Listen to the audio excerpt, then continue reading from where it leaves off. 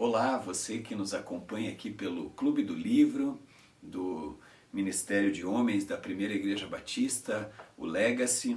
Estamos aqui começando uma nova série nesse livro, O Homem Completo, de Larry Titus, e estou aqui para conversar com vocês sobre os primeiros capítulos, né? O capítulo 1, capítulo 2 e a introdução do livro. Então você que está começando a leitura, você que ainda de repente não começou, aproveita para se inteirar um pouquinho do assunto, se inteirar um pouco do tema do livro, e espero que você também que já leu possa enriquecer aí os seus conhecimentos e as suas percepções a respeito desse assunto. É interessante que o homem completo, né, o autor ele fala sobre a palavra teleios, né? Então, o homem teleios, e essa palavra teleios vem do grego, completude, estar pleno, né? E é a palavra que é usada quando Jesus fala está consumado, né? Então é essa mesma raiz, essa mesma palavra. Então o homem completo é para ser o homem pleno. E ele já começa tratando sobre esse assunto, que nós somos plenos quando nós estamos em Jesus, né? Quando nós temos Jesus em nosso coração e quando nós aceitamos a Ele e entendemos a transformação que Ele traz para a nossa vida. E é interessante que ele vai estar trabalhando na introdução já sobre uma questão de um relatório da situação atual, né? Onde ele vai trabalhar o homem como um homem que precisa de encorajamento, precisa que acreditem nele, né? Então, muitas vezes esse homem ele vem de muitas decepções, de muitos problemas, e ele precisa se afirmar, ele precisa entender a identidade dele. E é interessante que muitas vezes mesmo aqueles que já aceitaram Jesus, eles ainda não entenderam a sua identidade em Cristo. Ou seja, quem eles são para Deus, para Jesus, e como Deus os vê, né? E é interessante que ele vai trabalhar que Deus já nos criou completos, né? Nós, através de Jesus nós somos completos, mas muitas vezes nós ficamos remoendo e revivendo coisas do passado. E aí já no capítulo 1, ele vai estar trabalhando sobre a questão da identidade, onde ele trabalha que muitas vezes um desses grandes problemas que a gente tem os homens têm hoje em geral na sociedade, muitas vezes vem de feridas paternas, né, onde através dos seus pais, né, o homem já cresce com uma carga de uma identidade diferente, né? Acreditando em mentiras diferentes daquela que Deus tem para cada um de nós, né? Então ele cita um exemplo ali de um homem que ele acompanhou, aonde ele trouxe uma carga emocional do seu pai muito grande que bloqueou totalmente a vida e o desenvolvimento desse homem para ele poder se tornar um homem completo.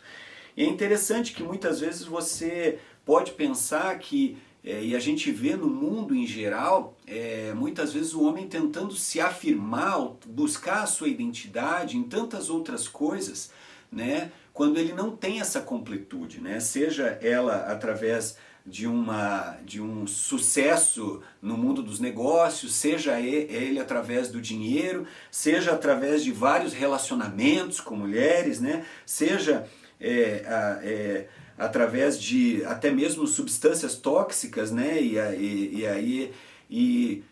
E essa dificuldade que dele se tornar completo, dele se sentir completo, vem muitas vezes destas mentiras que são colocadas, né? Às vezes até mesmo pela família, pelo pai, né? Como ele cita no exemplo, mas eu diria em geral por tantas outras situações que a gente vive na nossa vida, né? Seja como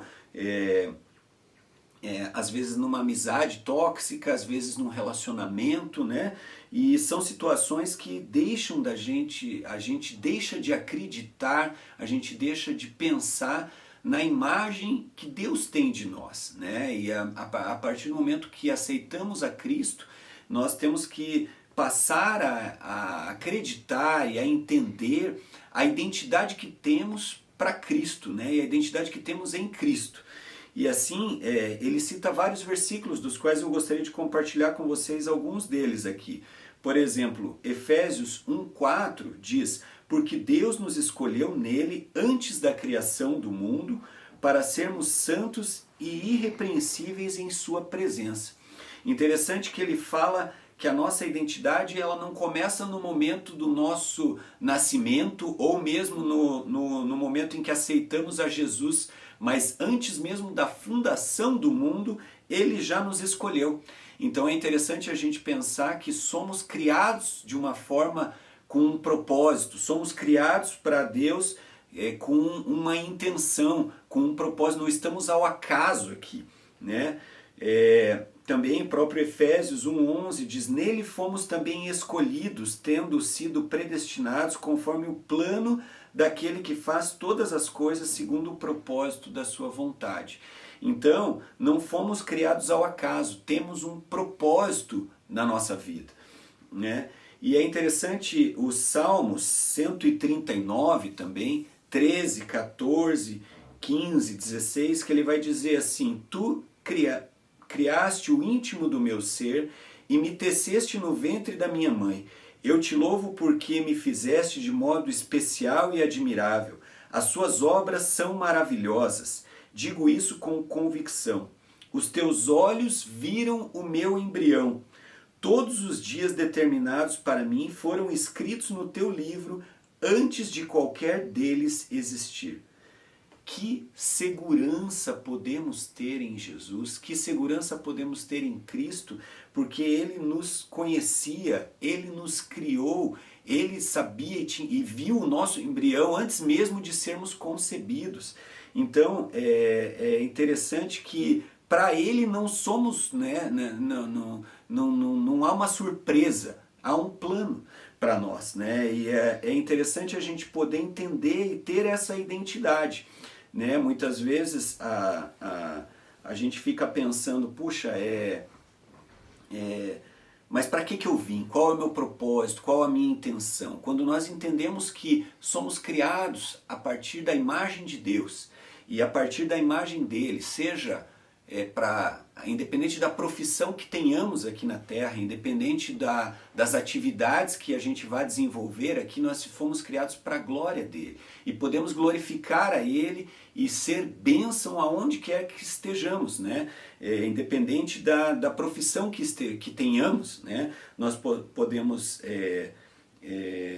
ser bênção ali. Interessante também que muitas vezes as mentiras que nós ouvimos a respeito da nossa identidade podem nos trazer um sentimento errado a respeito de Deus, a respeito de Cristo.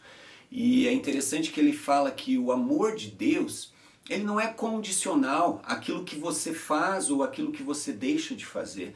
O amor de Deus é incondicional. Ele nos ama. E isso basta, né? Então, muitas vezes a gente fica com aquele sentimento, não, mas e se eu fizer isso, se eu fizer aquilo, ou então se eu deixar de fazer isso? Deus te ama, você é filho amado de Deus. E é interessante a gente aprender a olhar para nós dessa forma, para também olhar para os outros com este mesmo óculos, né? Aprender a entender que Deus não criou o ser humano em um molde, fez todos iguaizinhos. Cada um de nós é especial e cada um de nós tem uma importância. E assim a gente pode entender o outro também e dar o valor ao outro da forma que ele deve ser. E interessante, o próximo capítulo, o capítulo 2, vai trabalhar sobre a mente. E então ele trabalha sobre a identidade e depois ele vai trabalhar sobre a mente. A identidade, uma vez que nós entendemos quem nós somos, nós muitas vezes deixamos de ter a confusão do nosso comportamento com a nossa identidade. Porque quantos nunca pensaram, puxa, mas eu me comportei de uma maneira indevida, eu errei, então eu fico me punindo a respeito daquilo. Claro, se você errou, se você cometeu um pecado, você deve se arrepender, tem a sua contrição, o seu processo de arrependimento, porém, a sua imagem perante Deus é de um filho amado. A sua imagem ela não é desconstruída, ela não é desconstituída. Né? Então isso é interessante você pensar também.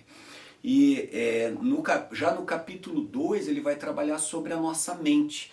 E é interessante a gente pensar porque tudo começa na nossa mente. Nós hoje vivemos uma guerra da mente. Inclusive aqui no Clube do Livro, nós já trabalhamos um livro que fala sobre vença a guerra da sua mente. E é interessante que muitas vezes nós colocamos pensamentos na nossa mente que vêm a nos destruir. Né? Então, que eu não consigo. Um pensamento simples, por exemplo, eu não sou bom com números, eu não decoro números. E esse pensamento te bloqueia a ponto de você mesmo não se dispor a colocar e a utilizar a capacidade que Deus te deu nesse aspecto. Mas aí outras mentiras e outros pensamentos podem fazer parte da sua mente e muitas vezes eles não são colocados através de outras pessoas, mas até mesmo de você. Então, assim, quando você diz o que dizemos a nós mesmos é muito mais destrutivo do que o que os outros dizem de nós. Né? Então, é um grande perigo a gente trabalhar, a gente não se policiar quanto às situações que nós temos colocado na nossa mente a respeito de nós mesmos. Né? E muitas vezes na nossa mente vêm situações da nossa velha natureza. Situações do teu passado, do teu erro, das situações que você, comportamentos ou ações que você já deixou de fazer, mas aquilo vem de forma a te oprimir e te deixar para baixo. E é interessante você, nesses momentos, lembrar de versículos bíblicos, né, que dizem, por exemplo, se alguém está em Cristo, é nova criatura, as coisas antigas já passaram, eis que surgiram coisas novas, 2 Coríntios 5,17. Né? E a gente entender que estarmos atentos aos pensamentos que invadem a nossa mente. Né? Também já estudamos nesse próprio livro que eu comentei sobre Vença a Guerra da Sua Mente, que nós devemos levar todo o pensamento cativo a Deus. Né? E é interessante pensar nessa questão da guerra da mente, como isso vem atrapalhar sermos esse homem completo que Deus nos criou. Então, assim, eu até separei aqui algumas ferramentas para corrigir o pensamento contaminado que o autor comenta. Um deles, por exemplo, é evitar pessoas que falam sobre outras de maneira negativa ou julgadora. E como isso muitas vezes é comum, às vezes a gente está numa rodinha, a gente participa, a gente tem uma amizade e isso ali a pessoa fala de forma negativa de outros, fala de forma negativa até dela, até de você, e você está naquele meio, e você não se dá não se toca a ponto de pensar que esses pensamentos estão trazendo para você algo destrutivo. Né? Então, meditar também na palavra de Deus. É interessante que o autor ele fala não só do ler a palavra de Deus, mas meditar também como uma ferramenta para você doutrinar a sua mente, para você trazer a sua mente a essa forma plena.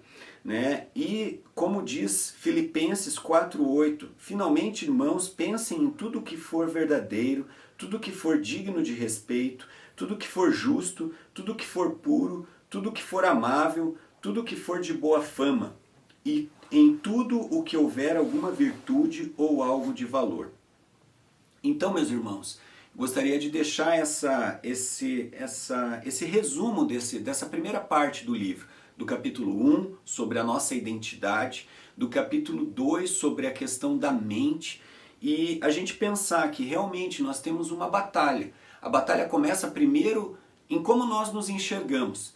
Interessante, ele vai falar sobre será que nós nos enxergamos como gigantes ou será que nós vemos todos os outros como gigantes e nós somos os gafanhotos? E é interessante a gente pensar que, por exemplo, a fé de Davi, como Davi viu o gigante, né? Mas ao mesmo tempo ele era o menor em todo aquele exército, mas ele tinha o Deus verdadeiro e esse relacionamento com Deus, a identidade dele, ele não se enxergava como um menino, ele se enxergava como um homem. Então que essa reflexão dessa primeira parte do livro possa trazer para nós esse sentimento de como nós temos nos enxergado, como tem sido a nossa identidade perante Deus. E também que pensamentos nós temos colocado na nossa mente. Será que temos estado ao lado de pessoas que têm trazido pensamentos negativos e esses pensamentos têm nos dominado e temos acreditado nessas mentiras? Ou pior, temos colocado mentiras, nós mesmos colocado essas mentiras no nosso coração? Então, meu sentimento aqui é que você continue a leitura desse livro, para que possamos aprender cada vez mais e se tornar realmente esse homem completo, como fala o livro. Muito obrigado.